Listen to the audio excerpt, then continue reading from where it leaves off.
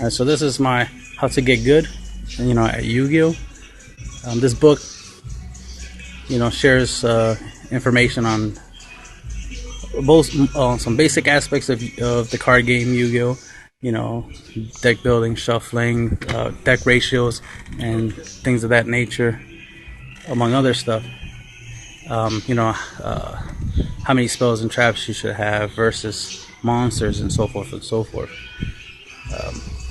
Like what kind of strategy to use. Should you use a strategy where your opponent makes a play, plays a couple cards, and then you play a card to stop them, to interrupt that combo of card playing, or you wait and just let them do whatever they want, then wait until it's your turn and then deal with whatever they have on the field, whatever they played.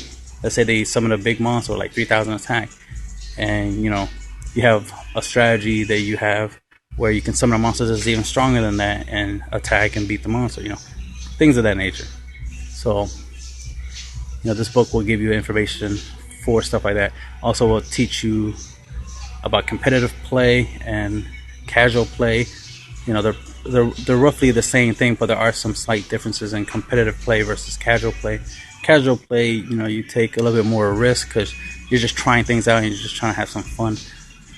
So you experiment in casual play, but in competitive play, you're trying not to experiment, obviously. You already should have play tested well enough and should have prepared yourself well enough that when you go to competitive play, you're using the knowledge that you obtained from play testing, from experimenting, and use that knowledge to give you an advantage in a duel, in competitive play.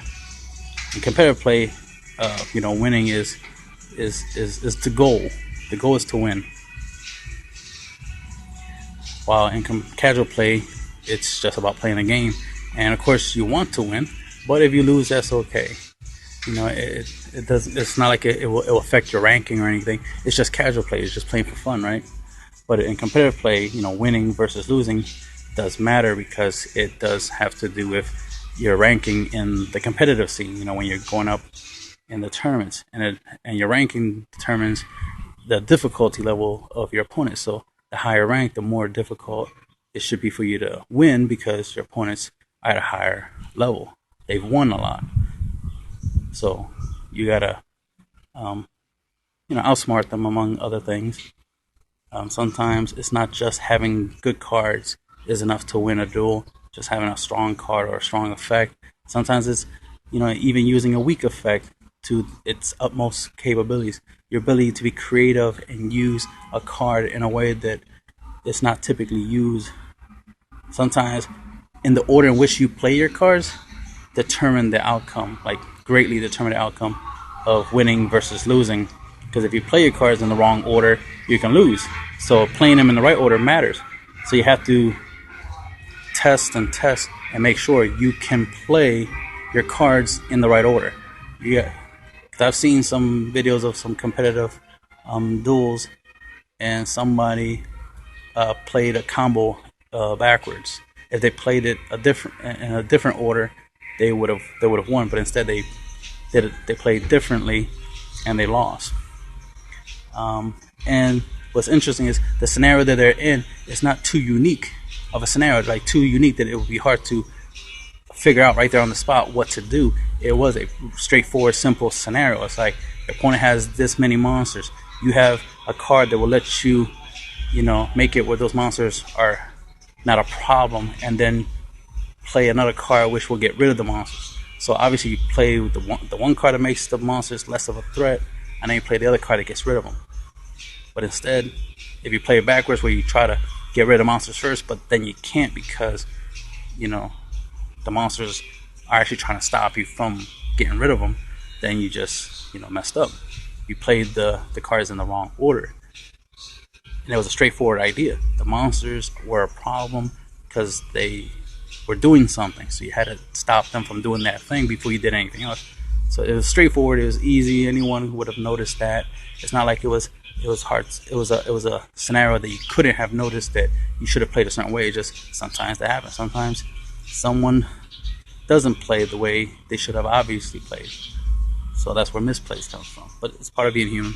Stuff happens. The book, it's going to show you, and the thought process you should have when you take your turn, what you should be thinking and doing, and when it's your opponent's turn. So I take that into account, like what you do during your opponent's turn, what you do on your turn, what you do before you even duel, what you do game 1, what you do game 2, what you do game 3. I break that down. What else? Other stuff, like I said, like shuffling your deck. Shuffling your deck is very important. You got to make sure that deck is shuffled as good as possible, because you don't want all your spells in one spot, all your traps in another spot, all your monsters in another spot. You know what I mean? Like, you want them to be mixed. You want a actual randomization. So shuffling your deck, and there's a couple different ways I show you how to shuffle the deck in the book that will help you shuffle your deck.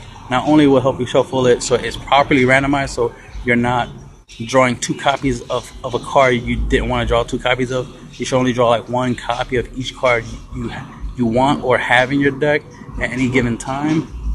You shouldn't be drawing like 3 copies of the exact same card. If that's happening, then you're not shuffling right. That's the whole point. If you're drawing too many high-level monsters and not enough low-level monsters, then you're not shuffling right, and that tends to be a problem, especially in competitive play. You get too nervous that you don't shuffle properly. You tend to half-ass on the shuffling. Sometimes you'll do what is called a stack shuffling, where you take the bottom of the deck, put it on the top, then grab the bottom of the deck, put it on the top, and it's like you're just cutting the deck over and over again and just putting what's on the bottom on the top and the bottom on the top. And if you do that, let me see, cut, put on the top, cut, put on the top, cut, put on the top. So that's 3. So if you do it 3 times, you actually put the deck pretty much almost 100% back to the way it was. Mathematically, it would be like around 98%. You literally put the deck back to 98% the way it was before you even started, quote unquote, shuffling. So you messed yourself up by doing it, because the deck, you really truly didn't shuffle the deck. So I show ways to properly shuffle the deck quickly, in case you're in a hurry and you're nervous. But since you practice shuffling that particular way, even if you're going shuffling real quick and you're nervous and stuff, you going by autopilot. Like your muscle memory, your body's automatically going to shuffle properly, regardless if you're nervous or not. You know what I mean? And I can understand you can get nervous, you can get anxious, because you're thinking, oh, I want to win, and you're thinking about winning, or the possibility you might lose, even before you even start dueling. Before you even draw your first 5 cards, you're already thinking you're gonna lose, or you already see how the duel is gonna end before it even started, and that sometimes messes you up. That causes you to shuffle bad. That shuffles you to